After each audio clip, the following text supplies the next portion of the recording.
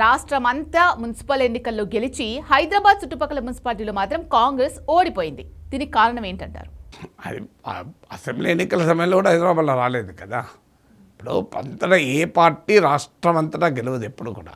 మీరు అసెంబ్లీ ఎన్నికల్లో కూడా హైదరాబాదు పరిసర ప్రాంతాల్లో కాంగ్రెస్ పెద్ద విజయం సాధించలేదు. మీ ఖమ్మం, నల్గొండ, వరంగల్ ఈ బెల్ట్లో భారీ విజయాలు సాధించింది. ఉత్తర తెలంగాణలో కూడా మిక్స్డ్ రిజల్ట్ ఉంది. ఇది మొదలే కాదు, మీకు అసెంబ్లీ ఎన్నికల ఫలితాలు జాగ్రత్తగా పరిశీలిస్తే ఉత్తర తెలంగాణలో బీజేపీ కూడా మంచి పర్ఫార్మెన్స్ చూపింది. అది ఇప్పుడు కూడా చూపెట్టింది. ఆదిలాబాద్, నిజామాబాద్, కరీంనగర్ బీజేపీ, బీఆర్ఎస్, కాంగ్రెస్ ఇలా ముక్కోణ పోటీలో జరిగింది.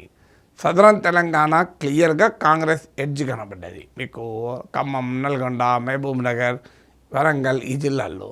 ఇక హైదరాబాదు దాని పరిసర ప్రాంతాల్లో అసెంబ్లీ ఎన్నికల సమయంలో కూడా బీఆర్ఎస్దే హవా, కాంగ్రెస్ హవా కాదు.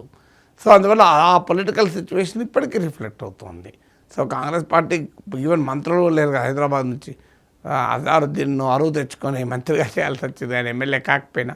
ఎందుకంటే హైదరాబాద్లో ఉన్నటువంటి వీక్నెస్ అనేది మొదటి నుంచి ఉంది, అది ఇప్పుడు కూడా కనబడింది.